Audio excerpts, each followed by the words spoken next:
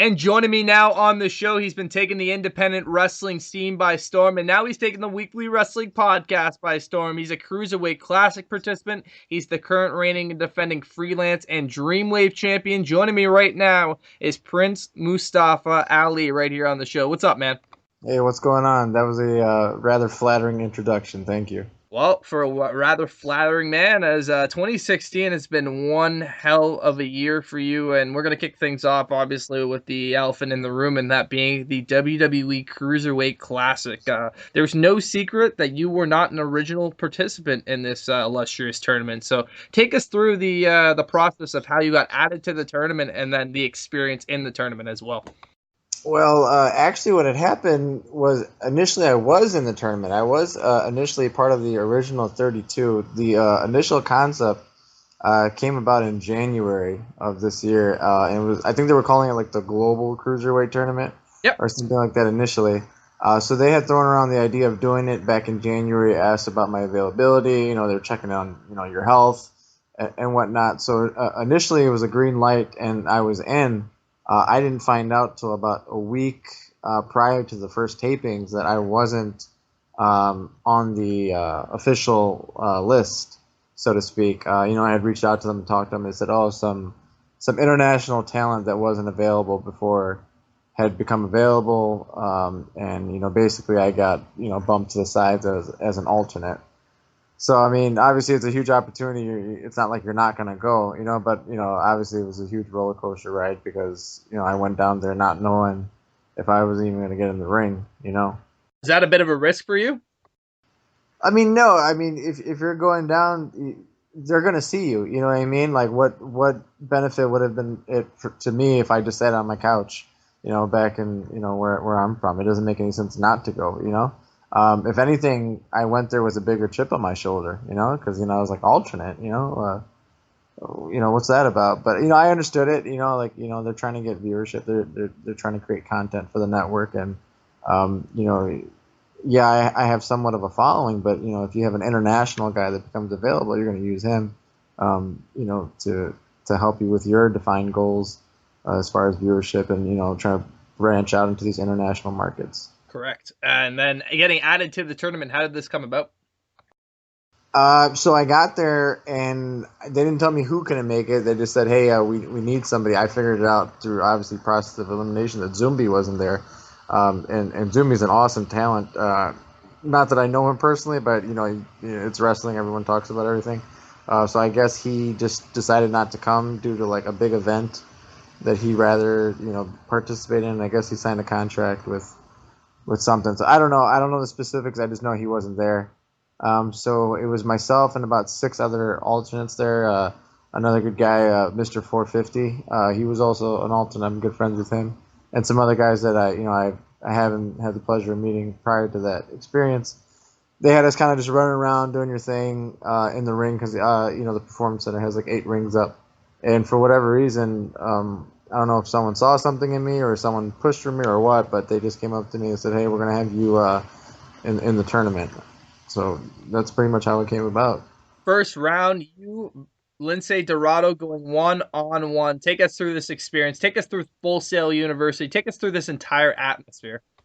Oh, it was a locker room filled with some of the best talent in the world, and you could tell it was probably the biggest stage for a lot of these guys. We've all performed for larger audiences in the actual arena. Like we've all had the pleasure of performing in front of thousands of people at a time. Even though there was only about 400 to 500 people at the taping, we knew the reach that this was going to have. Like millions of people were going to watch this. So you could kind of see it on everyone's face. Everyone's kind of like in the zone throughout the whole day, like hyping themselves up. The entire experience, man, it was very, very surreal. You're sitting there and, you're getting, match assignments and you're looking at the card and you're seeing the production go up and, you're seeing old friends and you're making new friends. And then you see guys that you used to watch on TV when you were a kid, coming up and talking to you and they know your moveset and they're giving you tips about what you should do and not do. It was so much to take in. And I knew that was going to happen to me when I was there. That so much was going to happen. It was going to be just a giant big blur for me, and that's what it was. Like I couldn't tell which day it was or what round we were on or anything like that. It was, but honestly, it was like you were a kid, you know, like you watched this on TV your whole life, and now here you are standing next to Triple H, and you know he's giving you props about your match and you know advice and tips and whatnot. So it's a very very humbling and at the same time like gratifying experience, you know. There has been a couple other things that have come about of this, and we'll touch on that in a couple of minutes. But the big thing that has come of this is the cruiserweight division being exclusive to Monday Night Raw. My question to you, and not that I'm expecting you to throw out a huge exclusive or anything, but has there been any sort of contact with you regarding that division for Monday Night Raw? Um, you know, I'm gonna kind of let people speculate what they need to speculate. I always pride myself on being very open.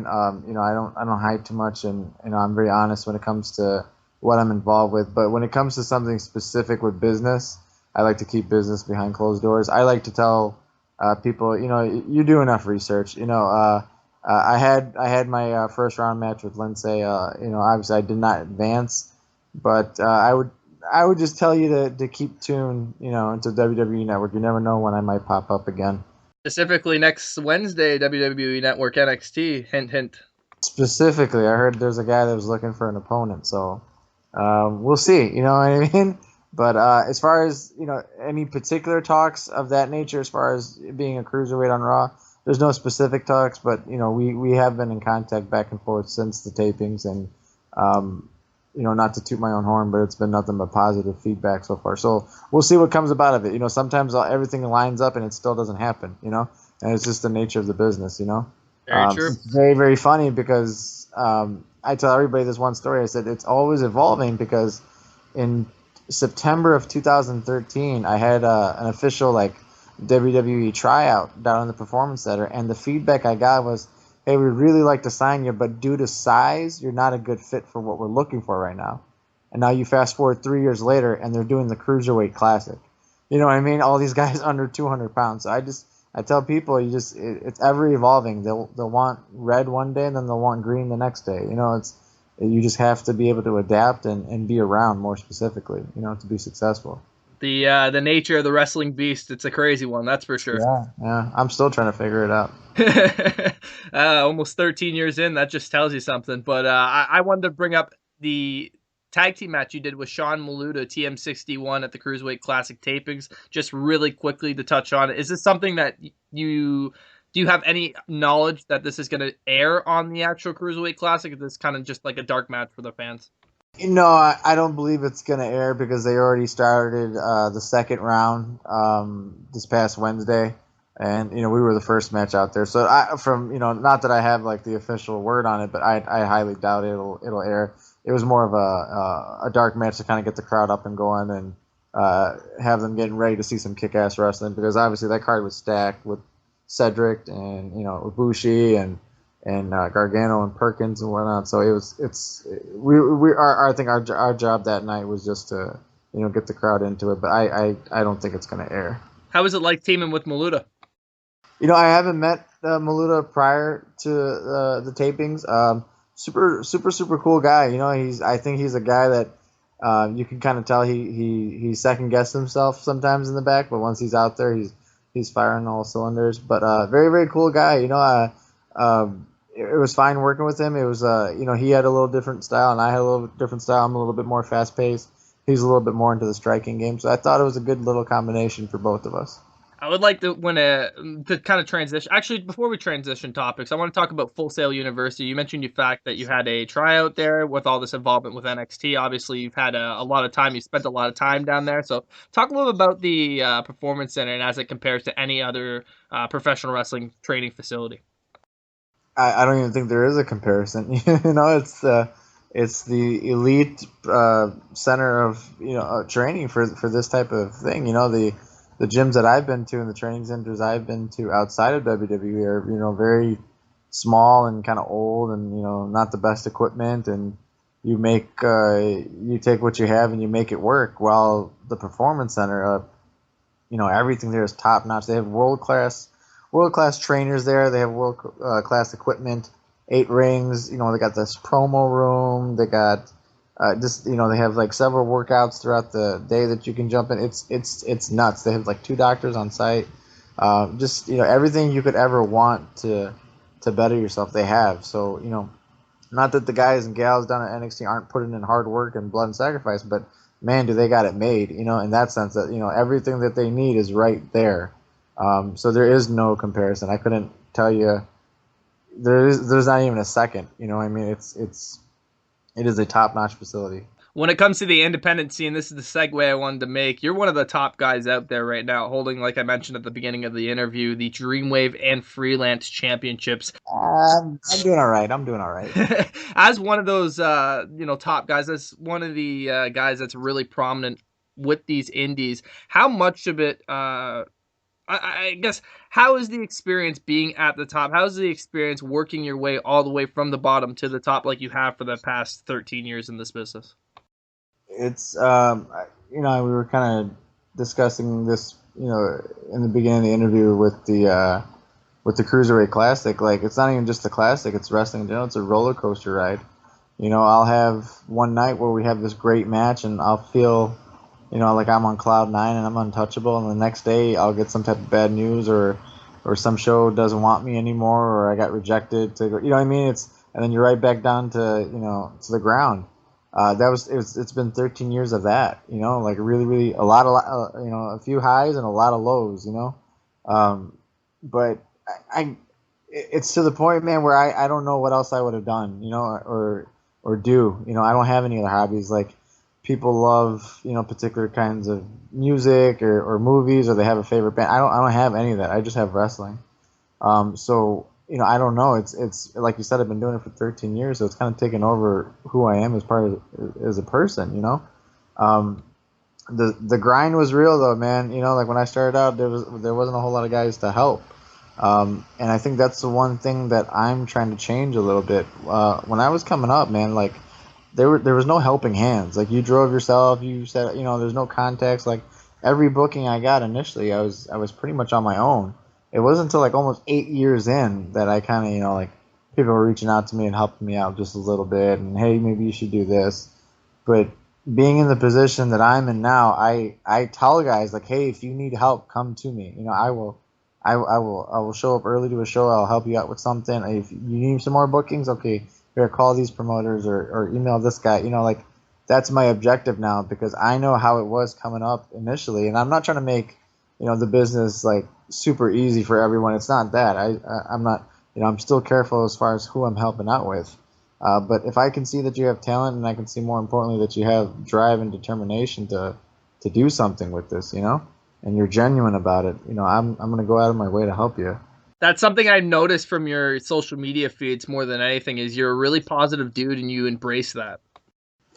Dude, like, that's the thing. There's so, like, I feel like the negativity always gets the highlight. You know what I mean? Like, you turn on the news, even when you scroll down people's social media, like, they'll post about what they hate more than about what they love. And I don't understand that. I said, everyone wants to be, like, deep down inside, everyone wants to be happy. So just be happy. You know what I mean? Like, it's not like my life doesn't have problems. I have crappy days too, but you put your best foot forward, and you have to look at the positive, because otherwise, what do you have to look forward to? If it's just everything is crappy and everything sucks, then why wake up? You talk about putting your best foot forward. I felt like that's been the case for you with Dreamwave Wrestling. You've been there pretty much consistently throughout your career since 2009. So I want you to take us through not only the transition of you through Dreamwave, but the transition of Dreamwave in general, because I feel like that's become one of the high time indies that people really need to familiarize themselves with. I've been fortunate enough to be with Dreamwave since its inception. I think the company started in 2008 or something like that. So it's been around for a while. Definitely a staple in the Midwest indie scene. It's the go-to place. Everyone wants to work there. What's actually interesting is what's evolved from Dreamwave is basically parallel to me. When Dreamwave initially started, it was a very character-driven independent company. It was all local guys. We would maybe have one WWE legend in, like like a Superfly or a Jim the Anvil Knight or something like that. Very old school, kind of like not exactly like the hottest guy on the market type of deal. And the company and the shows are very storyline and character driven, and not saying that that's a bad thing, but this is how it was at the time. And the crowds were great, and they really got invested into the particular guys on the show, and it was a good time. I think as wrestling started to evolve, Dreamwave started to pick up on like DVD distribution on SmartMark. Well, what is it? Well, why are the sales not as good as the other ones? And oh, okay, so we should probably bring in some of these indie guys. Okay, let's bring in Cabana.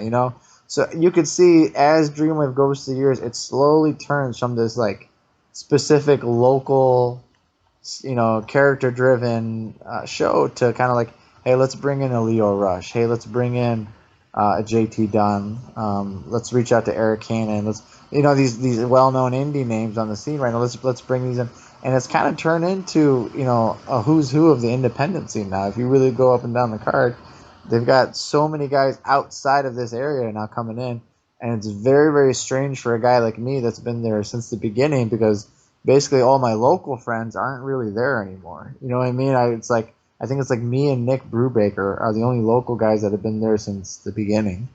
You know, so it's a very we've literally seen the entire locker room be rotated out, and and I get it. It's just the nature of the business. Like I said, it's ever evolving. So I think Dreamwave's always kind of been in step with that, and it's that independent promotion that's now it's getting a great following. They're still bringing in big WWE names, but they're bringing in like major names now. Like Shawn Michaels is coming. We just had a show with Mick Foley.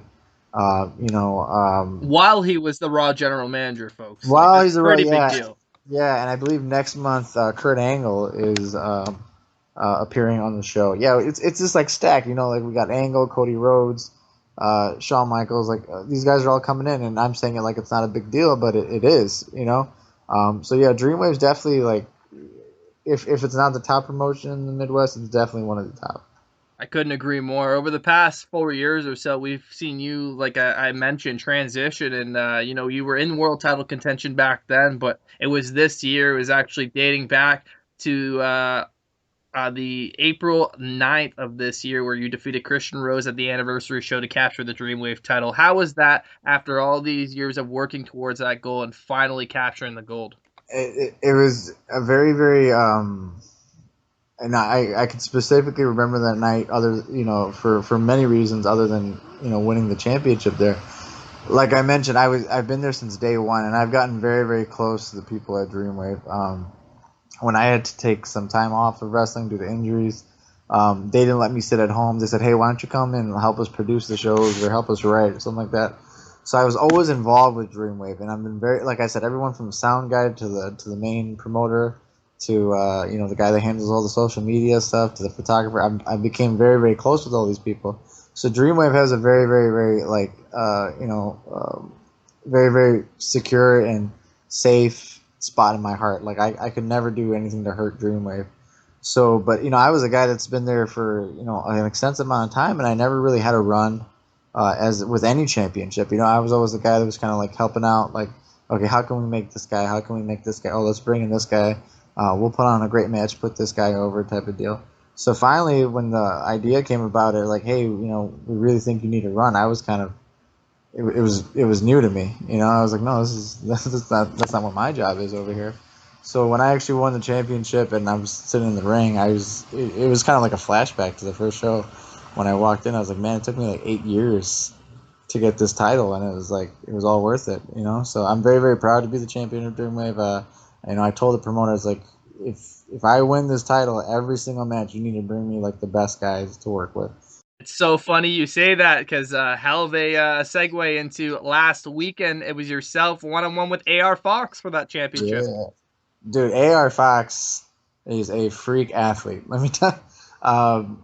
It's when he got there, we talked briefly before our match, and I told him, I was like, man, I just gotta tell you, when we get out there, like, we're gonna go. And he's like, I wouldn't have it any other way. And the crowd, I mean, it was a long show. There was 10 matches on the show. We got out there pretty late. The crowd was pretty burned out. I'd say within 2 to 3 minutes of us being out there, they were into it, you know. And Fox, I cannot commend him enough, man. He is so good. The man is fearless, um, and I'll wrestle him any day. And I have no problem saying at all that I barely beat him. At the end of the match, we both barely could get to our feet. But major props to AR Fox. And speaking of championships and having a hell of a championship reign, we go over to the freelance side of things now. As back on June the 10th, it was yourself capturing that freelance championship. Take us through that night, the second anniversary show for freelance wrestling. That was probably the longest night of my life. So the show had opened up with a six-man scramble match. And the winner of that six-man scramble match would go on to face Isaiah Velasquez, who was at the time the defending freelance heavyweight champion. I had wrestled Isaiah in my first match with freelance back in January of that year, and we tore the house down. A lot of people were saying it was one of the best matches in freelance history, yada yada. Isaiah obviously came out the victor, and ever since then, I knew I had to get back in the ring with him to right that wrong. We get to the six-man scramble match. I'd say when there's about 2 to 3 minutes left in the match, Shug D was going for like a running knee or something like that on GPA. I saw the move coming, so I tried to super kick Shug D as he was trying to knee GPA, and for whatever reason, I threw everything I had in that kick.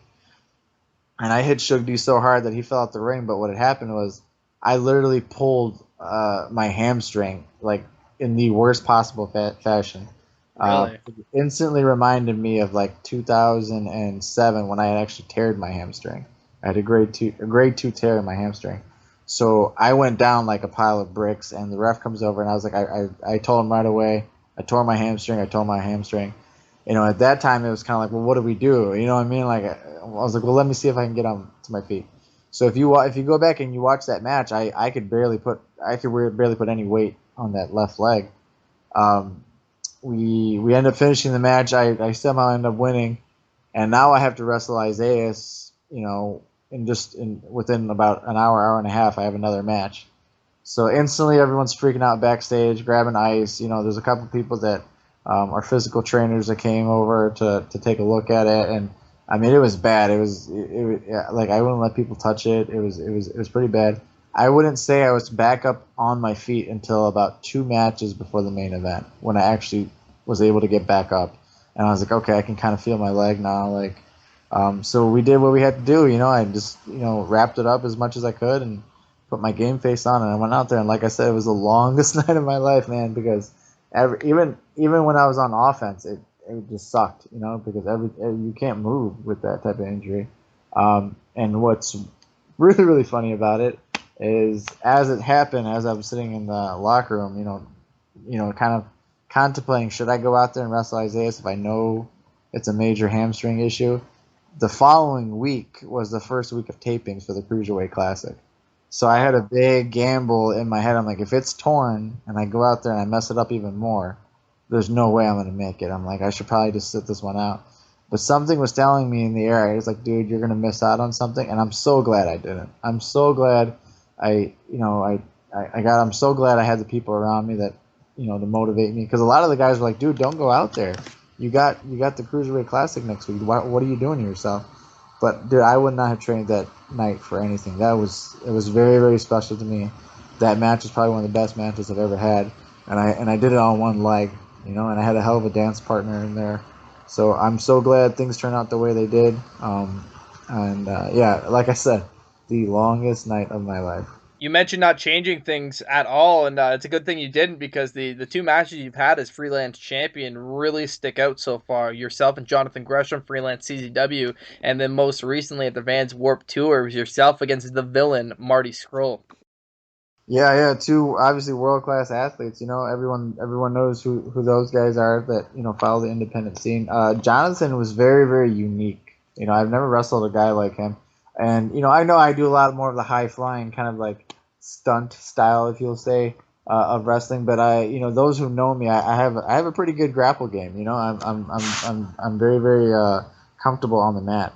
And I think Jonathan saw that, and his eyes kind of opened up. He was like, "Oh, he's like, maybe we can do this and this and this." So it was a pleasure to work Jonathan. It was a very good experience for me because it kind of renewed my love for that style. I don't get to have too many of those style of matches. It's a lot of flips um, and evasive moves and stunts, like I said. But with Jonathan, we really got to take our time and kind of build up that match. And hats off to him. And then Marty's he is the villain. Like he can get any job to hit him, and the guy is super talented as well. Um, Insanely smart in the ring. Unfortunately, where we wrestled at that particular day, it was an outdoor show at like the Vans Warped Tour, and it was 102 degrees, and it was hot as holy hell. So all the guys before us, the matches weren't going too long, and I was getting kind of annoyed about it. I was like, no, people came out to see the show, like this isn't going to be a 5 minute match. So I think me and Marty ended up going like 15, 16, 17 minutes or something like that. And when we came back, we were just completely dead. And then Marty had another show that night too. So I was like, hey, hats off to you, man. Thanks for sticking with me in that 102-degree weather. But it was a very very good match as well. And cheap little plug, that's available on Freelance's YouTube channel for absolutely free. Highly recommend checking it out. Free. Why would you not watch it? It's free. Very true, very true. Coming up on August the 26th, it's going to be yourself against GPA for the Freelance Championship. Yes, sir.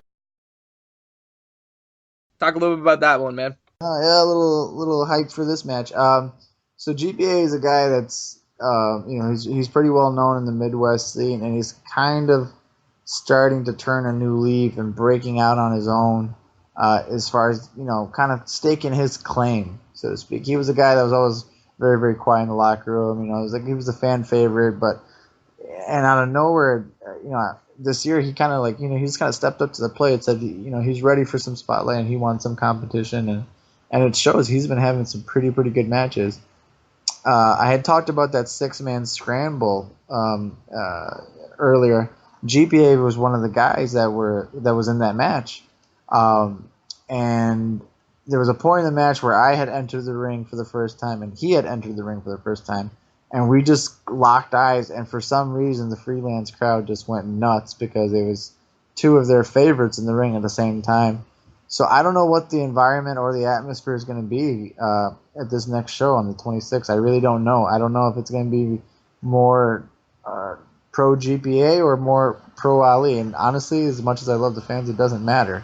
GPA is a hell of a talent, but I've told him this to his face when the show got announced. I said, you're not on my level yet. I was like, the question isn't going to be, can you beat Ali? It's going to be if you can hang with Ali. Because I have no doubt in my mind I'm going to go into that show on the 26th as a Freelance champ, and I'm going to walk out as a Freelance champ. This is GPA's chance not to become champion. It's just his chance to prove that he can hang. Think you're underestimating him a little bit? You know what? Maybe, I don't know. If call me on the 27th, and if I don't have that title, then you can rub it in my face. I've been firing on all cylinders, man. There's no one in the world that I hesitate to take on. GPA is good, but like I said, I was in the ring with him, even if it was only briefly for about 3 minutes. I know I can beat him. I just felt that. But I'm not going to take him lightly in the sense that I'm going to give him free reign in the ring. Believe me, he's in for a long night. I'm going to be all over him. But GPA is good. He's just not good enough. And we'll move on to another step in your career. And a couple of years ago, you did the AEW thing. You had a heavyweight championship match, took part in a tag team tournament, did a couple of other things. But for the first time in 3 years, you make your return to AEW next month. Talk a little bit about that. Man, AEW is a very, very unique situation. I don't think it's necessarily, well known throughout the industry, but there's always this weird kind of tension with AEW and other promotions in the area where some guys weren't allowed to work outside of AEW, and it's completely understandable. So a lot of people were shocked about this announcement of me returning to AEW. And it's very clear because we've come to an agreement where I don't believe in that. I don't believe where one product or promotion should tell you where or where not to work. It's independent wrestling for a reason. Independent wrestling for a reason, exactly. Not that they ever try to enforce that with me, but I just kind of knew what that baggage would be had I gone there or not. My first couple runs with AEW were super good, just due to personal reasons I had to leave. Nothing to do with them. AEW has always been super super good with me. The promoter there, Danny Daniels, is he's a straight shooter. He'll tell you if he thought your match sucked. He'll tell you if he thought your match was great. And he's a very very honest guy. He's a guy that I don't have to like sugarcoat anything. If I don't think it's right, I'll tell him. If he doesn't think it's right, he'll tell me. So I have a very very good relationship with him. I'm very very excited to go back. Hopefully this is like a permanent thing for both parties, but it's looking good. We have all our details ironed out, so there should be no hiccups or no walls that we run into this time around. But I'm very very excited, man. Like Freelance is has some of the best fans in the world. Dreamwave has some of the greatest legends coming in. AEW has a very very unique thing where they bring in the best raw talent. And I don't mean Monday Night Raw. I mean raw talent. Guys like Chris Hero, Jack Evans, Trevor Lee, Tommaso Ciampa, all these guys. Hell, the current champion is Pentagon Jr. Yeah, and these are guys that I'm like salivating to lock up with, because I don't get to lock up with a guy like Pentagon at Dreamwave. You know what I mean? So I'm very very excited about it. When AEW reached out to me, they said, you belong here. This is your style of wrestling. This is your people. Like you belong here. So I'm glad the negotiations are done. September, I'm coming in there guns blazing, and it's going to be awesome. You talk about the matches you've had in your past in AEW. One in particular sticks out to me. It's flashing back 6 years, all the way back to 2010. Yourself versus one of the top guys in the business today, Tyler Black, now known as Seth Rollins. Ah, that was a very interesting match. Was this the one that was at the Armory or something like that? I think it was like an outside show. I It was believe at some. so. So the funny story about that it was at some it was a U.S. based like armory. Right, it was. There's a bunch of like reserve officers there, but they're all in full uniform, and they're like, oh, can you come out and do like the evil foreigner thing? And I was kind of trying to get away from it at the time, but I was like, whatever, it's an easy crowd. Yeah, fine, I'll do it. So they had this match where I go out there and I beat up all these new kids, and I get on the mic and I cut the whole anti-American promo, yada yada yada. So as I cut to the entrance, basically challenging Seth Rollins, but at the time Tyler Black, to a match, two reserve officers slide in the ring, and one of them's behind me, and I don't even know it. I'm paying attention to the one reserve officer that's in front of me, and I'm telling him, like, bro, you need to get out of the ring. And sure, like, as I'm telling him to get out of the ring, the other reserve officer that's behind me comes up and tries to, like, legit German suplex me onto my head. So as soon as he grabs me and I start going over, I end up hooking my right leg around his right leg so I would take him with me. And we ended up on the ground. And it was a struggle. And I was like, dude, I'm getting jumped. This is nuts. And luckily, Derek St. Holmes was there in the locker room before that, and I had borrowed his brass knuckles to beat up these guys in this match that I had, interrupted to cut my promo. So I still had the brass knuckles in my hand. So I just started wailing on this reserve officer right in the face until he let go. And, he let go and he had this huge gash, and, they get out of the ring. I'm like, what is going on? Eventually Tyler Black comes out. We, finish our interview. We get to the back, and I'm fuming and I'm hot. I was like, what the hell was that type of deal? So for the actual match, the locker room, they didn't clear out, but they all were standing right by the entranceway just in case it happened again. So, we went into that match, and, Tyler was like, do you want to keep it inside the ring? I was like, fuck no. If we go outside, we go outside, but it was a super, super wild match. Tyler's Seth. It's weird calling him Tyler. Seth Rollins is obviously we all know how good he is. But yeah, I always remember that. It's like it was the night that I got jumped by the reserved officers. It's awesome. It's awesome. A couple more promotions I wanted to bring up. Don't want to take up all your time here tonight, but I wanted to bring up Ring of Honor. I wanted to bring up Chikara. I wanted to bring up Dragon Gate USA, and I'd be mistaken if I didn't bring up our friends at Proving Ground Pro. I wanted you'd touch base on all four of those promotions. We'll start with Proving Ground. Talk a little bit about those guys. Proving ground. I didn't have too many matches there.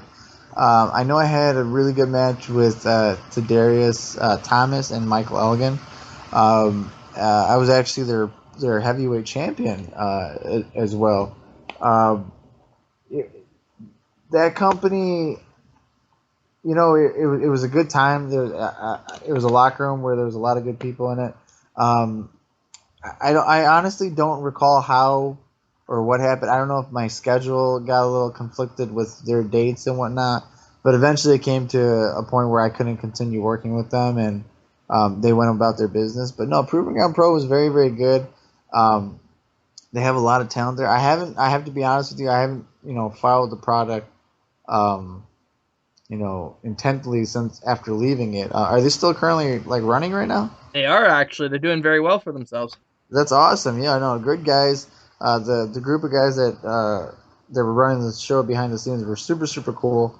So hey, maybe I should reach out to Proving Ground, huh? See if we can rekindle a past love. I may have to make a pitch for that. Yeah, go ahead. Hey, I'm all about it. It was a good time there, and like I said, yeah, the crowd was super super good there, and I'm glad to hear that they're still running and kicking butt. Ring of Honor. Talk a little about. I know you did a little Dark Battle Royal, but talk a little about your experiences with them. Did you have any other interactions with them? There's been some back and forth with Ring of Honor, and this isn't to kind of shy away from what other guys are doing, but right now the travel that's associated with Ring of Honor isn't something that kind of appeals to me because of not because of wrestling, it's because of personal situations and commitments I have in my real life, so my schedule now is very, very relaxed where, I can still maintain a quote unquote regular job, but I'm able to keep commitments to family members and people that kind of depend on me here. So I don't have to leave the areas as much. Now, do I occasionally travel? Yes. But occasionally traveling is nowhere near what, some of the Ring of Honor dates are sometimes. I can't always get out to, Florida, then to New York, and then, into Canada. Like it won't work for me sometimes like that. But Ring of Honor, obviously, you look at all the major talents that have come up and are prominent stars now in WWE.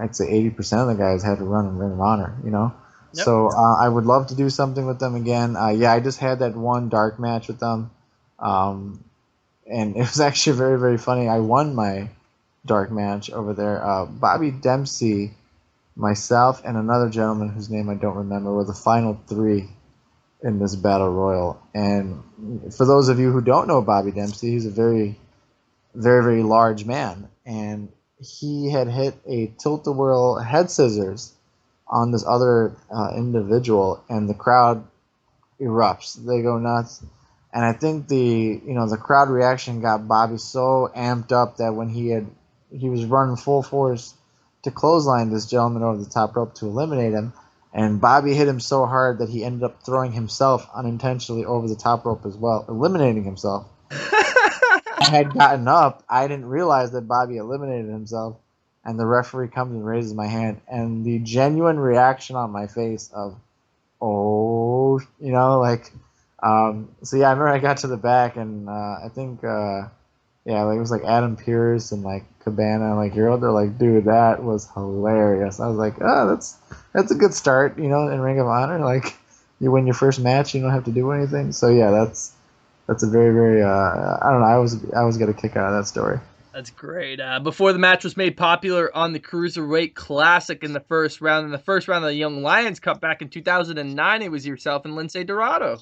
Yes, we were nuts back then too. Yeah, me and Lindsay went at it, like you said, for the Young Lions Cup, and we had a lot of pressure that got put on us about that match. Quack had specifically pulled us aside and said, "Listen, you guys need to be the highlight match of night one." He's like, I need everything. He goes, pull out all your tricks, whatever like that. So we went out there, and yeah, it was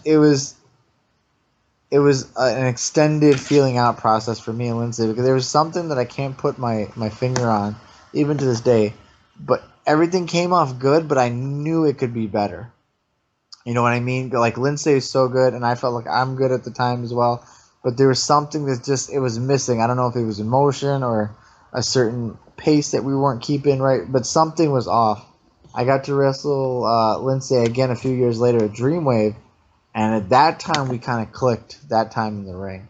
So when I found out that I was wrestling Lince at the Cruiserweight Classic, I was actually very very excited because I'm like I've kind of figured him out, and I think he's kind of figured me out. I'm like, we're gonna be there. We're gonna be on, on cue, and when I think it came out great. But yeah, the first time me and him squared off was in Chikara.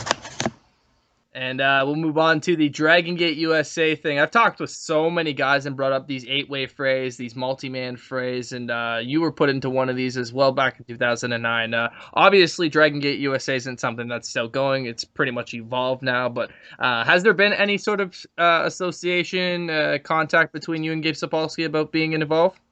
After my initial run, no. Me and Gabe have not. I don't want to say things ended on bad terms, but there was a certain situation. Like I had conveyed to you earlier, I have a lot of restrictions as far as travel, and I have to make sure it's something that doesn't hurt my commitments back at home. Like I've mentioned before, I have a lot of people depending on me, so I have to be careful with with my time and with money and with travel. So Gabe was very very very giving by allowing me to participate in DGUSA in its early inception and its first couple shows here in Chicago. Very very cool. He had this whole idea of putting me with like Jimmy Jacobs so that Jimmy can kind of guide me through the terrain, so to speak, and whatnot. And I guess there was a show that was supposed to happen on the East Coast, and it was just kind of a difficult situation for me to follow through with. And I don't know how he what he thinks about me till today. I have nothing but positive things to say about Gabe. But for whatever reason, the working relationship ended then. We haven't really reached out to each other. Then I think when they came to Chicago a few times, I kind of reached out, but he had told me that there wasn't any room at the time. So I don't know what the relationship would be now if I had reached out.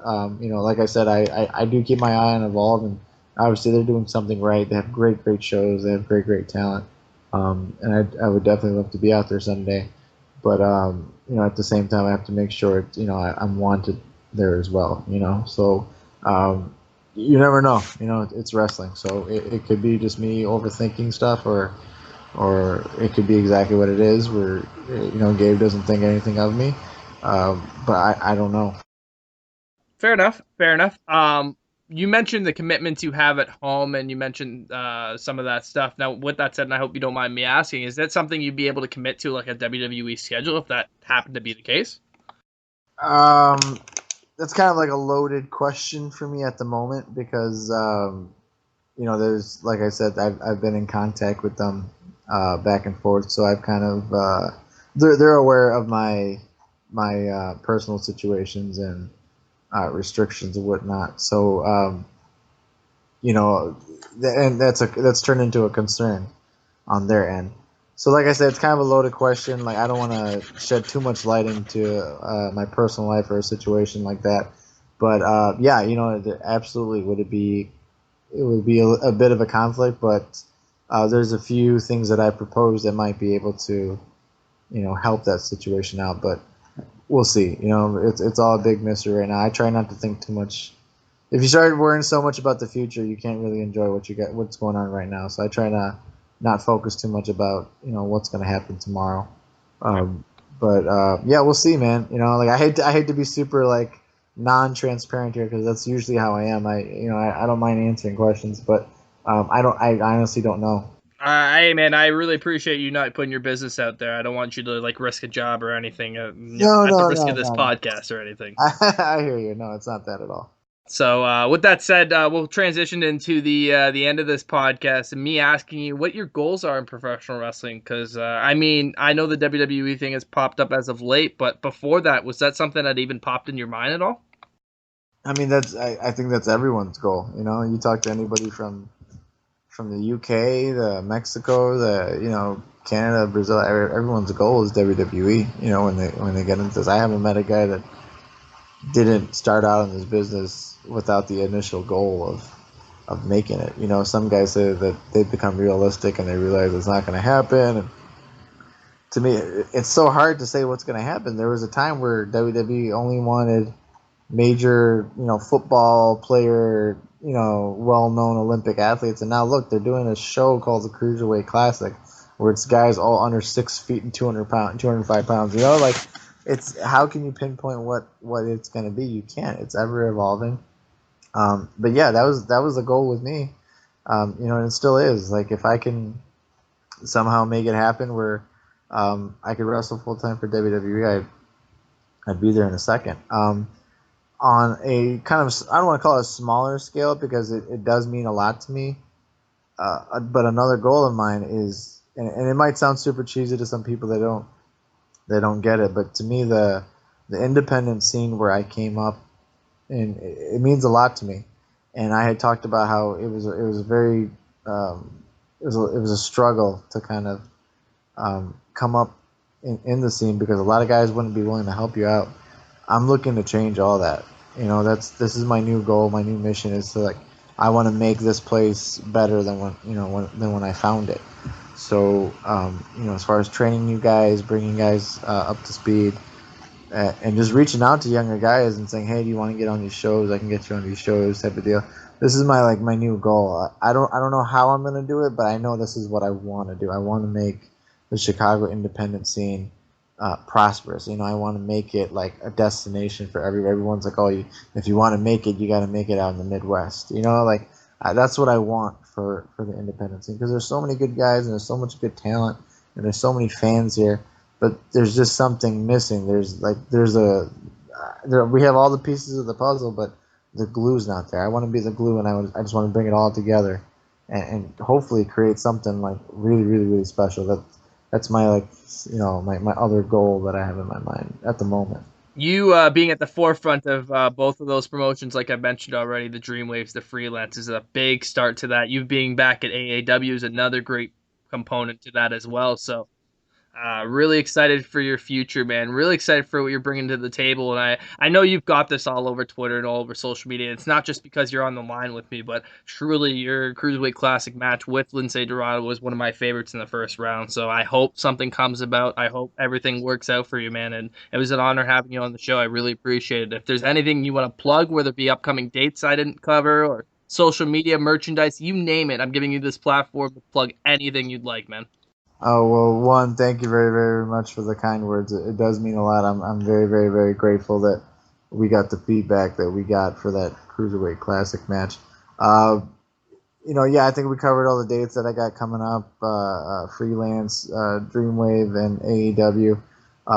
You know, check them all out. But yeah, you should definitely check out my social media pages. Twitter and Instagram is at Prince Ali Truth. And you can find me on Facebook, Prince Mustafa Ali. And if you want some sweet T-shirts, go to my pro wrestling store as well. But no, man, I really, really appreciate you taking the time to come on and talk to me. I know I tend to babble on and on about some stuff, so thanks for reaching out. And hey, everybody, support independent wrestling. Yeah, cool. Thanks. Yeah, absolutely, man. It's a great time to be a wrestling fan. So if you're not supporting it, you're doing yourself a huge disservice and the business itself a disservice. So again, man, thank you so much for the time. I really appreciate it. Not a problem, man.